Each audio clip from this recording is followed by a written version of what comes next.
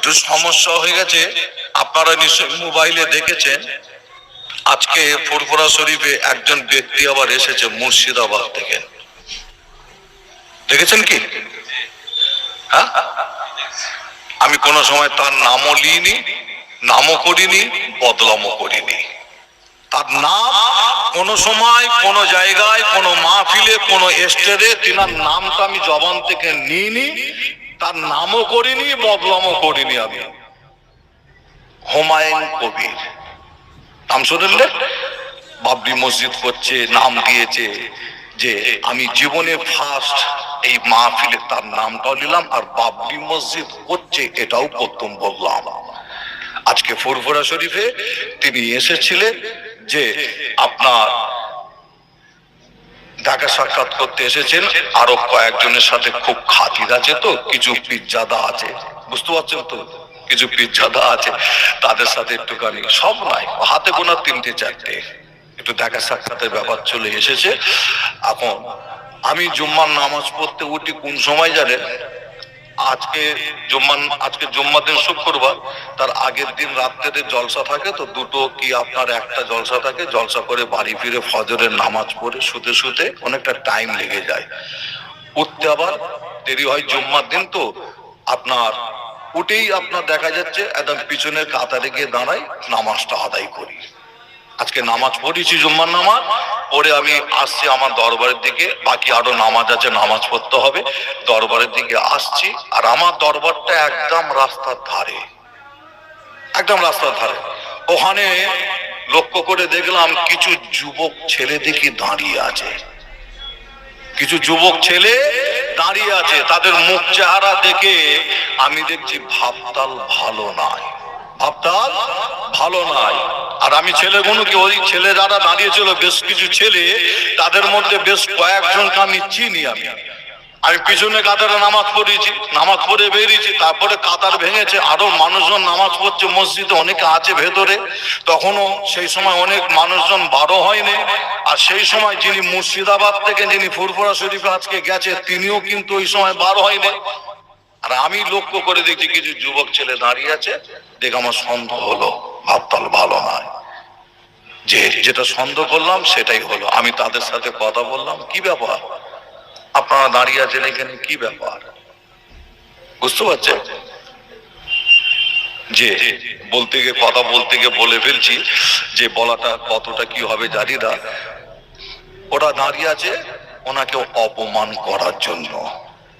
কি করার জন্য? কি করার জন্য? অপমান। কি বলে না, কি গো ব্যাক না কি বলে না, গো ব্যাক, গো ব্যাক শুরু হয়েছে চতুর্দিকে, দেখছেন না? ইয়েকে দেখলে গো ব্যাক, ওকে দেখলে গো ব্যাক, শুধু এই হচ্ছে চতুর্দিকে। আল্লাহ হেফাজত করে। আজকে ফুরফুরা দরবার শরীফে একদম আমার দরবারটা রাস্তার ধারে বেশ কিছু ছেলে দাঁড়িয়ে আছে, ওনাকে গো ব্যাক জানাবে, গো ব্যাক দেবে। আর হাতে দেখলাম বেশ কিছু জিনিস আছে তাদের। হ্যাঁ, এবার ওই ফুরফুরা দরবার শরীফে ছোট হুজুরের মাজারের ওখানে এই রকম যদি ঘটনা ঘটে, সারা পশ্চিম বাংলা বলেন ভারতবর্ষের জমিনে মেসেজটা কি ভালো পৌঁছাবে না খারাপ পৌঁছাবে? বলো, ভালো না খারাপ পৌঁছাবে?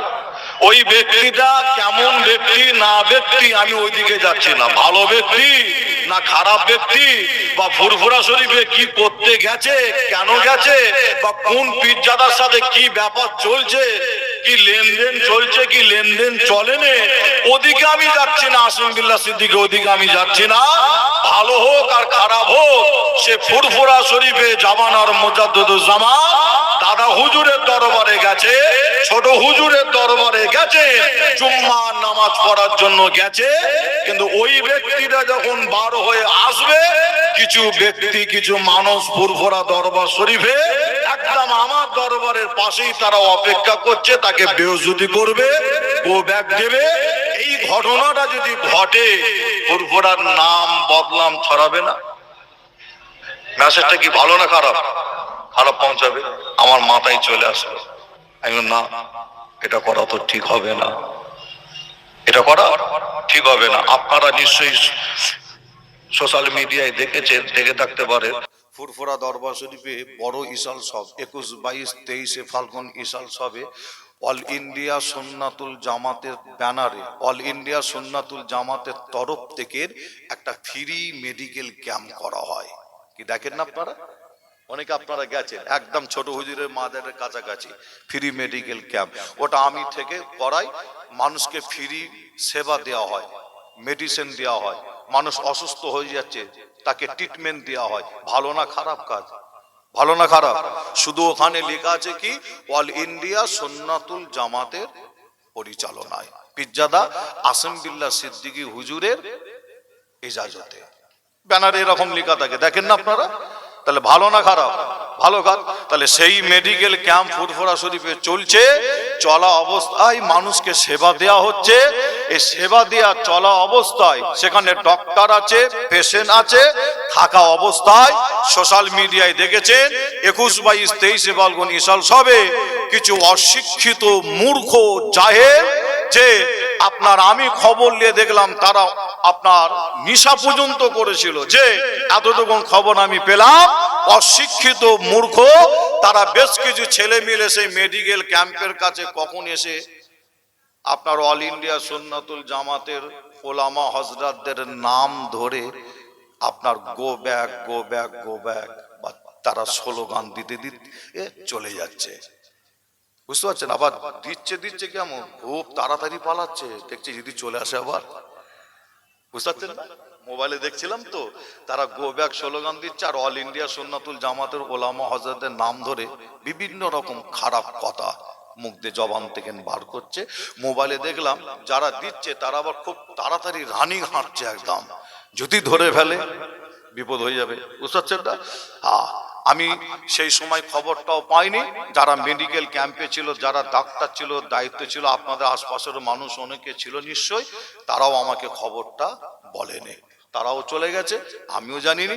পরে মোবাইলে দেখছি এই ব্যাপার, এই ঘটনা ঘটে গেছে। বুঝতে পারছেন? আমি যখন দেখলাম সঙ্গে সঙ্গে সোশ্যাল মিডিয়ায় এসে একটা প্রতিবাদ আমি জানালাম, সোশ্যাল মিডিয়ায় এসে প্রতিবাদ করলাম। কিন্তু আমি সেই সমস্ত ছেলেগুলোর মুখগুলো চিনে রেখেছিলাম। ফুরফুরায় আসে দেখা পাইনি আমি। ব্যাপারটা কি, একদিন পড়ে গেছে একদম আমার সামনে। বুঝতে পারছেন না? একদিন পড়ে গেছে 6-7 মাস পরে, ইসল সব মিটে যাওয়ার 6-7 মাস পরে মোবাইলে দেখে রেখেছি, পড়ে গেছে একদম আমার সামনে। ব্যাস ধরিছে, একদম বাগে ধরা ধরিছি। বুঝতে পারছেন না? খুব কঠিন হুজুর, কিন্তু আমি আবার বাগে ধরা ধরিছে। আবার ধরিছি মানে কি, বাগে ধরা। মারাটা কি ভালো না খারাপ?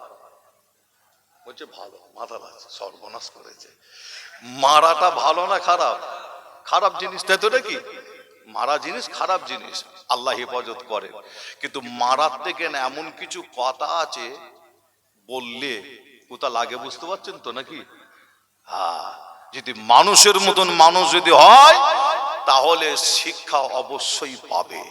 এমন কিছু কথা মানুষের যদি মানুষ হয়, যদি যে আজকে সেই ঘটনা ঘটাতে গিয়েছিল কিছু ব্যক্তি, কিছু মানুষ, ফুরফুরার একটা বিশাল বদলাম, মানুষের কাছে একটা বিশাল খারাপ মেসেজ পৌঁছে যেত।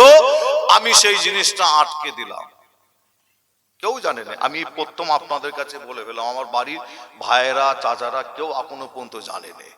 এখানে এসে বলে ফেললাম যে আল্লাহ আমাদের সকলকে হেফাজত করেন, আল্লাহ আমাদের সকলকে বুঝার তৌফিক দান করেন। জোরে বলুন আল্লাহুম্মা আমিন। আল্লাহ আমাদের সকলকে মুসলিম উম্মাহ ঐক্য হয়ে থাকার তৌফিক দান করেন। জোরে বলুন আল্লাহুম্মা আমিন। একবার দরুদ শরীফ আল্লাহুম্মা।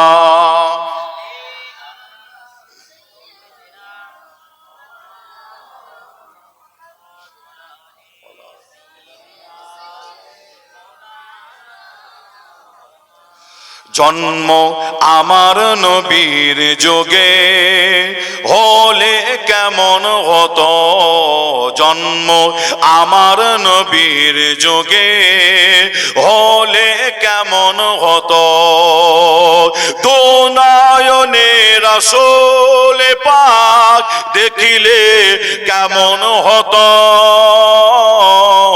দু নয়নে রাসূল পাক দেখিলে কেমন হতো। জন্ম আমার নবীর যুগে হলে কেমন হতো, আসতো বেশে হজরতে বেলাল হুজুরের মধুর আযান, আসতো বেশে হজরতে বেলাল হুজুরের মধুর আযান, যে আজানে ছিল এমন প্রেম মুগ্ধ রহমান, দয়ার নবীর পিছে নামাজ, দয়ার নবীর পিছে নামাজ পড়িলে কেমন হতো। জোরে হবে না সুবহানাল্লাহ? আর একটু জোরে হবে না?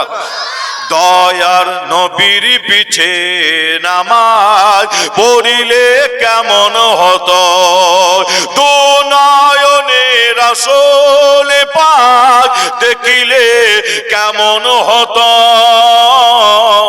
জন্ম আমার নবীর যুগে হলে কেমন হতো, দিনই কত আলোচনায় থাকতাম আমি অদূর, দিনই কত আলোচনায় থাকতাম আমি অদূর, সামনে রাসূল পাক হতো পাশে সাহাবাগণ, হযরতে আবু বকর ওমর উসমান আলী সঙ্গে কেমন হতো। জোরে হবে না সুবহানাল্লাহ? আর একটু জোরে হবে না? হযরতে আবু বকর ওমর উসমান আলী সঙ্গে কেমন হতো, দু নয়নে রাসূল পাক দেখিলে কেমন হতো, জন্ম আমার নবীর যুগে হলে কেমন হতো। আল্লাহ উম্মা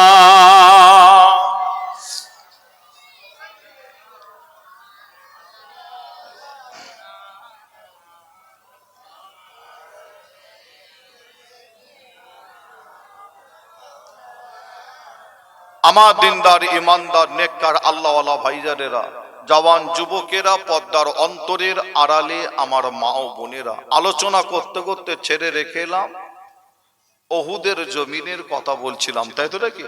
ওহুদের জমিন, ওহুদের ময়দানের কথা বলছিলাম যে এমন একটা পাহাড় আল্লাহ পৃথিবীর জমিনে রেখেছেন যে পাহাড়টা আল্লাহর জান্নাতের ভেতরে পুরো পাহাড়টা প্রবেশ করবে, অর্থাৎ যাবে। জোরে হবে না? যে পাহাড়টা হাজী সাহেব ভাইয়েরা, আমার হাজী সাহেব চাচা জানেরা, মা বোনেরা অনেকে গেছেন, নিজের চামড়ার চোখে দেখেছেন, পাহাড়ের ওপরে ঘুরে এসছেন, উঠে দেখে এসছেন। যারা দেখেননি, মোবাইল প্রত্যেকের কাছে কম বেশি আছে আমাদের হাতে, এই মোবাইলে একবার খালি আপনি সার্চ করবেন, ওহুদের পাহাড় বলে সার্চ করবেন, যে পাহাড়টা আল্লাহ জান্নাতে যাবে, মোবাইলে শুধু লিখবে, দেখবেন আপনার মোবাইলে চলে এসেছে সেই পাহাড়, সেই মোবাইলে আপনি দেখতে পাবেন সেই জান্নাতি পাহাড়টা। মোবাইলে দেখার পরে আপনি যদি আল্লাহর দরবারে একবার যদি শুকরিয়া জবান থেকে বার করেন, শুকরিয়া আদায় করেন, আল্লাহ চাইলে আপনার আমল নামায় আমল লেখা হয়। জোরে বলুন, আরো জোরে হবে না? এই পৃথিবীর জমিনে অনেক অনেক পাহাড় আছে না নাই? অনেক পাহাড় আছে, সারা পৃথিবীতে অনেক পাহাড় আছে, কিন্তু কিছু গুরুত্বপূর্ণ পাহাড় আছে। যেমন একটা পাহাড়ের নাম বললাম ওহুদের পাহাড়, আর একটা পাহাড় আছে যে পাহাড়টার নাম হলো গারে সুর পাহাড়। হাদিস শরীফের মধ্যে নাম পাওয়া যায় গারে সুর, যে পাহাড়টার উপরে আমার আপনার নবী আর আবু বাক্কার হুজুর যে পাহাড়ের উপরে উঠে কুয়ার ভেতরে আশ্রয় নিয়েছিল, আর যে কুয়ার মুখে মাকড়সার জাল বোনা হয়েছিল, নিশ্চয় উলামা হযরতদের জবান থেকে আলোচনাটা শুনেছেন, হিজরতের ঘটনা শুনেছেন। ওই কুয়ার ভেতরে যখন আশ্রয় নিয়েছিল, হযরতে আবু বাক্কার হুজুরের পায়ে আবার পাহাড়ি বিষাদর সাপ কামড়ে নিয়েছিল।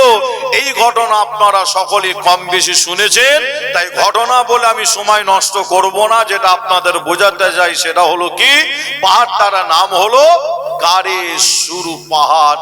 যে ওই গারে সুর পাহাড় হলো মক্কা শরীফের সবথেকে বড় পাহাড়, উঁচু পাহাড়। সেই পাহাড়টা যদি মনে করেন আপনি বাড়িতে বসে বসে দেখবেন, শুধু মোবাইলে লিখবেন গারে সুর, পাহাড়টা আপনি দেখতে পাবেন। আল্লাহকে একবার আপনি মোবাইলও দেখার পরে যদি আল্লাহর দরবারে শুকরিয়া আদায় করেন, আপনার আমলনামায় নেকি লেখা হয়। জোরে বলুন। মোবাইল যেমন ভালো, আবার একদিক থেকে খারাপ। গোনা যেমন করি মোবাইলে আমরা, অনেকে আছে গোনার কাজ করে, গান বাজনা, আবার আপনি মনে করলে নেকির কাজও করতে পারেন। আর একটা পাহাড়, যে পাহাড়টা আমার আল্লাহ তিনি নিজে বলেছেন, আল্লাহ নিজে পাহাড়টার নাম বলেছে কি জানেন? পাহাড়টার নাম হলো তুর পাহাড়। কি নাম? তুর পাহাড়। আল্লাহ পাক এই পাহাড়টার নামটা কখন দিয়েছিলেন জানেন? কখন বলেছিল? একজন নবী ছিলেন, নবীটার নাম হযরতে নবী মুসা আলাইহিস সালাম। হযরতে মুসা আলাইহিস সালাম আল্লাহ পাককে বলেছিলেন, আল্লাহ একবার আপনি আমাকে দেখা দিন। কে বলছে? নবী মুসা আলাইহিস সালাম। আর আমার আল্লাহ বলছে, মুসা তোমার সাথে আমার দেখা হবে না। আল্লাহ বলছে দেখা হবে না। আর নবী মুসা আলাইহিস সালাম ওই সময় বলেছিলেন, আল্লাহ আমি নবী মুসা কি এমন অন্যায় করেছি, আল্লাহ দোষ করেছি, একবার কি আপনার সাথে আমার দেখা হবে না? আমার আল্লাহ ওই সময় বলেছিল, মুসা তোমার সাথে আমার দেখা হতে পারে, তবে একটা শর্ত আছে। কি শর্ত? ওই যে দেখতে পাচ্ছ তুর পাহাড়, ওর ওপরে গিয়ে তোমায় উঠতে হবে। শুধু উঠলে হবে না, উঠে স্থির ভাবে দাঁড়িয়ে থাকতে হবে। যদি স্থির ভাবে দাঁড়িয়ে থাকতে পারো, আমি আল্লাহ বলছি, তাহলে তোমার সাথে আমার দেখা এবং দিদার হয়ে যাবে। নবী মুসা আলাইহিস সালাম এই কথাটা শোনার সাথে সাথে খুশিতে আনন্দেতে করেছিলেন কি জানে? ওই তুর পাহাড়ে ওঠার জন্য একটা পা রেখেছে, কদম রেখেছে, উঠবে। আল্লাহ বলছেন, ফাকলানা আলাইকা, এ মুসা তোমার পায়ের জুতোটাকে খুলে তবে তুমি তুর পাহাড়ে ওঠো। হযরতে নবী মুসা আলাইহিস সালাম জুতো খুলে পাহাড়টার উপরে ওঠা শুরু করলেন। যে একদম ওই তুর পাহাড়ের উপরে যখন নবী মুসা আলাইহিস সালাম গিয়ে পৌঁছে গেলেন, আল্লাহ পাক ওই সময় করছেন কি, তিনার জাতি নূর নয়, সেফাতি নূর, কোন বিশিষ্ট নূরকে আমার আল্লাহ ৭০,০০০ পদ্মার আপ ডাউন থেকে ওই তুর পাহাড়ে নিক্ষেপ করলেন। যখনই নিক্ষেপ করলেন, হযরতে নবী মুসা আলাইহিস সালাম ওই তুর পাহাড়ের উপরে স্থির ভাবে দাঁড়িয়ে থাকতে পারলেন না। আল্লাহ বলল দেখা হবে, শর্ত হচ্ছে স্থির ভাবে দাঁড়িয়ে থাকতে হবে। আর যখনই আল্লাহ পাক ওই তুর পাহাড়ের উপরে নিক্ষেপ করলেন, করার সাথে সাথে নবী মুসা আলাইহিস সালাম ওই তুর পাহাড় থেকে অজ্ঞান হয়ে বেহুশ হয়ে পড়ে যায়। আমার আল্লাহর সাথে নবী মুসা আলাইহিস সালামের সাথে কথা হলো, দেখা হলো না। আমার আল্লাহ কোরআন শরীফের মধ্যে জানিয়েছিলেন, ওই সময় কি বলেছিলেন? ওয়াকাল্লামান্নাহু মুসা তাকলিমা, ওয়াকাল্লামান্নাহু মুসা তাকলিমা। হযরতে নবী মুসা আলাইহিস সালামের সাথে আল্লাহর সাথে কথা হয়েছিল, কিন্তু দেখা হয়নি। যে তুর পাহাড়ের উপরে নবী মুসা আলাইহিস সালাম অজ্ঞান হয়ে বেহুশ হয়ে পড়ে গেলেন, আজও পর্যন্ত সেই পাহাড়টা আছে। আজও পর্যন্ত আছে। কোথায়? পাহাড়টা আজও আছে। দেশটার নাম হলো কি জানেন? দেশটার নাম হলো একটা মুসলিম কান্ট্রি, মুসলিম দেশ। দেশটার নাম হচ্ছে মিশর। কি নাম? মিশর। মিশরে আজও পর্যন্ত সেই পাহাড়টা আছে। আল্লাহ আমাকে নিয়ে গেছিলেন, আমি গুনাহগার গিয়েছিলাম। 14 থেকে 16 দিন মিশর সফরে ছিলাম। ওই তুর পাহাড়ে গিয়েও আমি উঠেছিলাম। ওই পাহাড়ের ওপরে একটা গোয়া আছে, যে গোয়ার ভেতরে নবী মুসা আলাইহিস সালাম 40 দিন আল্লাহর ইবাদত করেছিলেন গোয়ার ভেতরে বসে। অনেক উঁচু পাহাড়। ঈশান নামাজ পড়ে পাহাড়ে ওঠা শুরু করেছিলাম। ওপরে গিয়ে যখন পৌঁছাচ্ছি ফজরের আজানের সময়, ফজরের আজানের সময় ওপরে গিয়ে যখন পৌঁছাচ্ছি, ওই কুয়াটা আজও আছে। নবী মুসা আলাইহিস সালাম যেখানে বসে ইবাদত করতেন, আমরা সেই কুয়ার ভেতরে ঢুকলাম, প্রবেশ করলাম। কুয়ার ভেতরে ঢুকে 2 রাকাত করে শুকরিয়া নামাজ পড়লাম। পড়ে আল্লাহ দরবারে ওখানে বসে বসে 2 হাত তুলে দোয়া চাইছি আমরা সকলে। কেন বলা হচ্ছে ওই জায়গার দোয়াটাকে আমার আল্লাহ নবী মুসা আলাইহিস সালামের ওসিলায় আল্লাহ তিনি কবুল করে নিতে পারে। জোরে হবে না? মুসলমানের ঘরে ছেলে মেয়েরা, পাড়া তরুণেরা, আয়ামা নওজওয়ান যুবকেরা, পর্দার অন্তরালে মা বোনেরা, এ আমার নবী প্রেমিকেরা, তাই আপনাদের ছোট ভাই ছোট ছেলে হিসাবে আলোচনা কমপ্লিট করতে পারবো কিনা জানি না। আমি ওহুদের জমিনের কথা বলছিলাম, ওহুদের ময়দানের কথা বলছিলাম। ওহুদের জমিনের কথা বলতে গিয়ে এদিকে একটু চলে এসলাম। এ নবী প্রেমিকেরা, আমার আল্লাহ এই পৃথিবীর জমিনে অনেক অনেক অনেক অনেক পাহাড় আল্লাহ দিয়েছে। আল্লাহ অনেক অনেক পাহাড় রেখেছে। এ নবী প্রেমিকেরা, এই পৃথিবীর জমিনে এমন একটা পাহাড় আছে যে পাহাড়টার নাম আপনাদের বলে দিয়ে যায়। ওই পাহাড়টার নাম বলা হয় ওয়াদে জিন বলা হয়। ওই পাহাড়টার নাম বলা হয় ওয়াদে জিন বলা হয়। ওই পাহাড়টার নাম বলা হয় জিন পাহাড়, জিন পাহাড়, জিন পাহাড়। এ নবী প্রেমিকেরা, ওই পাহাড়টার একটা ছোট্ট ঘটনা পাওয়া যায়। ওই পাহাড়টার ঘটনা হলো কি জানে? ওই পাহাড়টাকে বলা হয় জিনেদের পাহাড়, জিনেদের পাহাড় বলা হয়। ওখানে নাকি জিনেরা থাকে, জিনেরা থাকে। এ নবী প্রেমিকেরা, ওয়াদে জিন বা জিন পাহাড় বলা হয়।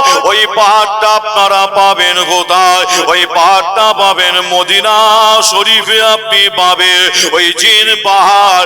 আল্লাহ নবী রওজা শরীফ থেকে, আমার আপনার নবী রওজা মুবারক থেকে বেশ কয়েক কিলোমিটার যেতে হয় গাড়ি চেপে। আমরা নিজেরা ওই পাহাড়ের ওপরে গিয়ে উঠেছিলাম। এ নবী প্রেমিকেরা, জিনেদের পাহাড় বলা হয় জিন পাহাড় বা ওয়াদে জিন বলা হয়। এ নবী প্রেমিকেরা, আমরা যখন ওই জিন পাহাড়ের একদম উপরে গিয়ে উঠেছিলাম, ওই জিন পাহাড়ের উপরে উঠলাম। উঠে আমরা লক্ষ্য করে দেখলাম কি জানে? ওই জিন পাহাড়ের ওপর থেকে যদি কোনো ভারী জিনিস নিচের দিকে গড়িয়ে দেয়, নিচের দিকে যদি ফেলে দেয়, ওই ভারী জিনিসটা নিচের দিকে নাবে না, অটোমেটিক ওপর দিকে উঠে যেতে লাগে। আরো জোরে বলুন সুবহানাল্লাহ।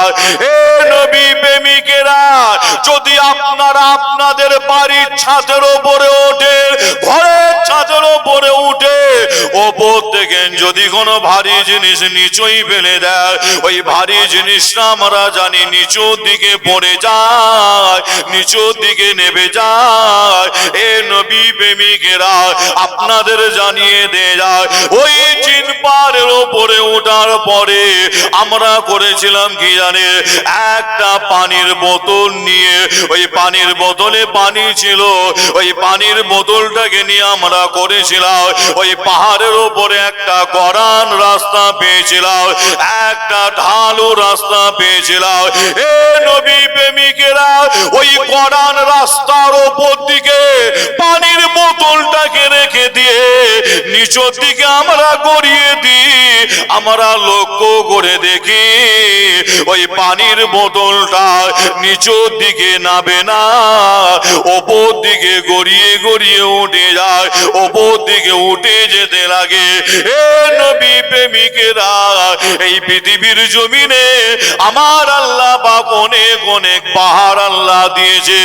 যেমন পাহাড় দিয়েছে আল্লাহ পৃথিবীর জমিনে, আল্লাহ কতটা সুন্দর করে পৃথিবীর জমিনটাকে সাজিয়েছে। আল্লাহ এই পৃথিবীর জমিনে মরুভূমি দিয়েছে, সমুদ্র নদী দিয়েছে, আবার অনেক জঙ্গলও দিয়েছে।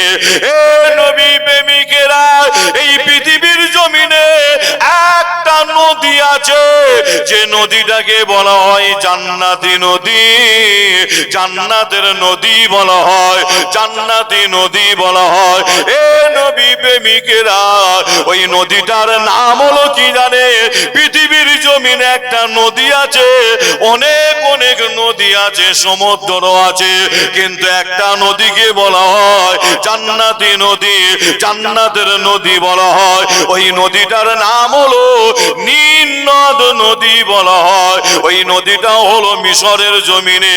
এ নবী প্রেমিকেরা, একটা নবীর নাম মনে পড়ে যায়, নবীটার নাম হযরত নবী ইউসুফ আলাইহিস সালাম। নাম আপনারা শুনেছেন, ইউসুফ নবী, ইউসুফ নবী। এ নবী প্রেমিকেরা, নিশ্চয়ই আপনারা একবার নাই বহুবার এই ঘটনা উলামা হযরতদের জবান থেকে শুনেছে। ইউসুফ নবীকে শতাত ভাইরা জানে মারার জন্য কুয়ায় ফেলে দিয়েছিল, কিন্তু আমার আল্লাহ ইউসুফ নবীকে ওই কুয়া থেকে তুলে আল্লাহ মিশরে বাদশাহ করে দিয়েছিলেন। জোরে হবে না সুবহানাল্লাহ? ইউসুফ নবী ইন্তেকাল করলেন মিশরের জমিনে। অনেক বড় কথা বোঝানোর জন্য বলছি, যে একটু ছোট্ট করে বলছি। ইউসুফ নবী ইন্তেকাল করলেন, দুনিয়া থেকে বিদায় দিলেন যখন মিশরের জমিনে, মিশরের মাটিতে। যখন ইউসুফ নবী ইন্তেকাল করলেন, মিশরের মানুষদের মধ্যে একটা বড় দ্বন্দ্ব ঝামেলা দেখা দিল। মিশরের মানুষদের মধ্যে দ্বন্দ্ব ঝামেলা। ইউসুফ নবীর লাশ মোবারক তখনও পৃথিবীর জমিনের উপরে, জানাজার নামাজও হয়নি, দাফন কাফনও হয়নি। ইউসুফ নবী ইন্তেকাল করেছেন, মিশরের মানুষদের মধ্যে বিশাল একটা দ্বন্দ্ব ঝামেলা যখন দেখা দিল। কিলে দ্বন্দ্ব? কেউ বলছে ইউসুফ নবীর কবর মোবারক এখানে হবে, আবার কেউ বলছে ইউসুফ নবীর কবর মোবারক এরকম জায়গায় হবে, কেউ বলছে আমার এলাকায়, কেউ বলছে আমার এলাকায়, কেউ বলছে আমার গ্রামে, কেউ বলছে আমার পাড়ায়, যে ইউসুফ নবীর কবর মোবারক কোথা হবে। এই নিয়ে যখন মিশর একটা বিশাল দ্বন্দ্ব ঝামেলা যখন দেখা দিল, ওই সময় মিশরের মানুষেরা তারা সকলে মিলে একটা আলোচনা করে সিদ্ধান্ত নিল। কি নিল? তাহলে এক কাজ করা যাক, ইউসুফ নবীকে নীল নদে দাফন করা হবে। কোথায় দাফন করা হবে?